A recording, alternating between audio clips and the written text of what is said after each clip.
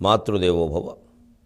పద్యం వాగెన ఏని చాలు, పద్యం వాగెన ఏని చాలు, మనసున్ పట్టంగలేనమ్మ జగన్మాత.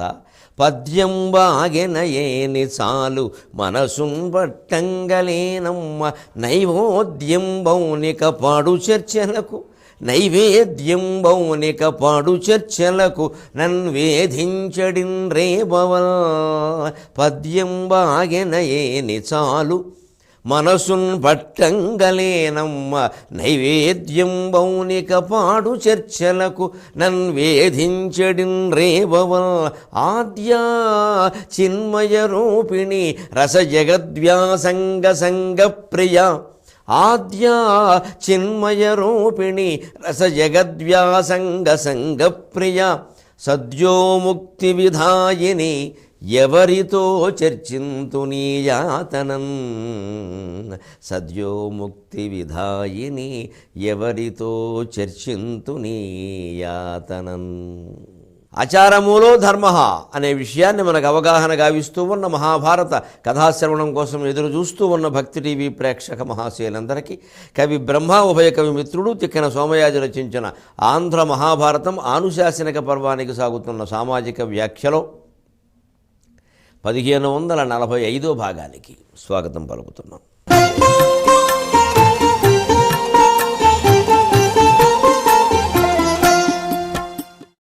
మనస్సు ఎంత చిత్రమైనది అంటే ఒక క్షణం నిలబడదు. పాదరసం కంటే వేగంగా పరిగెట్టేస్తూ ఉంటుంది, దొరకదు. దాన్ని ఆపి భగవంతుడి మీద ఏకాగ్రంగా నిలబెట్టడానికి ఎవరి పద్ధతిని వారు అనుసరిస్తాం. ఒక కవిత్వం అంటే బాగా ఇష్టం కాబట్టి ఆ పద్యాలు చెప్పడం ద్వారా, అందులో లీనమవడం ద్వారా అమ్మవారిని ఆరాధిస్తాడు. ఒక స్వర్ణకారుడు ఆ బంగారాన్నే అమ్మవారి స్వరూపంగా భావించి ఆ బంగారాన్ని ఉంగరాలుగాను ఆభరణగాను మార్చడంలోనే అమ్మవారి పూజ చేస్తున్నాను అనుకుంటాడు. ఒక విద్యార్థి గ్రంథ పఠనంలో పాఠాన్ని అవగాహన చేసుకోవడంలోనే భగవదారాధన చేస్తున్నాను అనుకోవాలి. ఏ వృత్తి వాళ్ళం ఆ వృత్తి ద్వారానే భగవదారాధన చేయొచ్చు, మనకు స్పష్టంగా తెలుస్తుంది. స్వకర్మణాతమభ్యర్చ్య సిద్ధిం విందతి మానవక అంటాడు 18వ అధ్యాయంలో భగవద్గీతలో పరమాత్మ. వేరే ఆరాధన అంటూ పని లేదయ్యా, నీ పని నువ్వు బాగా చేస్తే నన్ను ఆరాధించినట్టే. ఆ పనిలో ఉన్నది, పని చేస్తున్నది, పని ముట్టే ఉన్నది, పనికి ఫలితంగా ముడుతున్నది అన్నీ నేనే కదా అన్నాడు ఆయన. సర్వం ఒకటే స్వరూపం అని గ్రహించగలిగితే ఆరాధన అంటూ ప్రత్యేకంగా ఉంటుందా?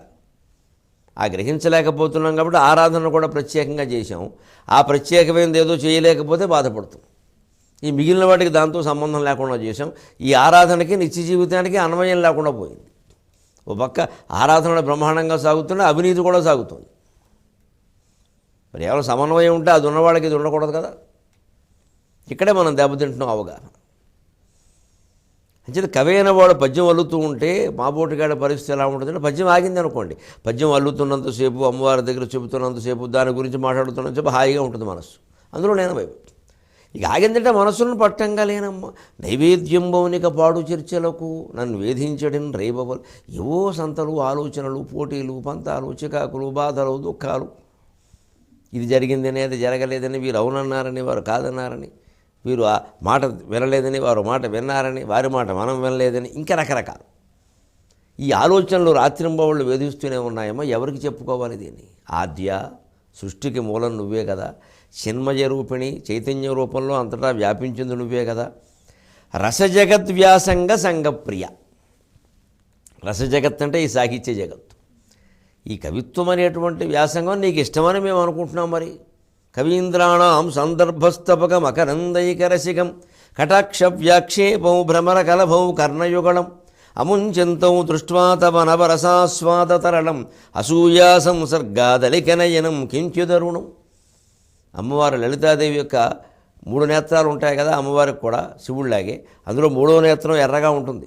మరి ఏదో కన్నెర్ర అంటారు సాధారణంగా, అసూయ కలిగితే కన్నెర్ర అవుతుందని. మరి ఆ 3వ నేత్రానికి అసూయ కలిగింది, అందుకే ఎర్రబడింది.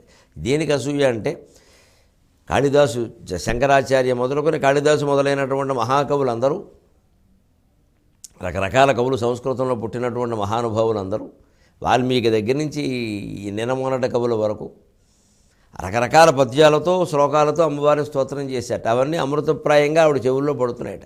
ఆ అమృతాన్ని సేవించడానికి తుమ్మెదలకు అమృతం ఇష్టం కాబట్టి, ఆ మకరందం ఇష్టం కాబట్టి, కవిత్వ మకరందం ఈ కనురెప్పల తుమ్మెదలు ఇక్కడికి పాకాయట. అందుకే అమ్మవారి కళ్ళు పెద్దవిగా ఉంటాయట.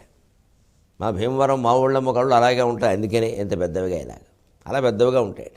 అప్పుడు ఈ రెండు కళ్ళకి ఈ మకరందాన్ని సేవించే అదృష్టం పట్టేసింది. ఇవి ఎలా సాగిపోయాయి, నేను నిలువుగా ఉన్నాను, నేను సాగడానికి లేదు, సాగితే పైకి సాగాలి, పైకి సాగితే నాకేం అందదు, జుట్టు తప్ప అక్కడేం లేదు, ఇక్కడైతే మకరందం ఉంది, ఈ రెండు కళ్ళకి దక్కినటువంటి ఈ కవితా మకరందాన్ని సేవించడం అనేటువంటి అదృష్టం నాకు దక్కలేదు కదా అని ఆ మూడో కన్నుకు అసూయపడి కన్నెర్రబడింది.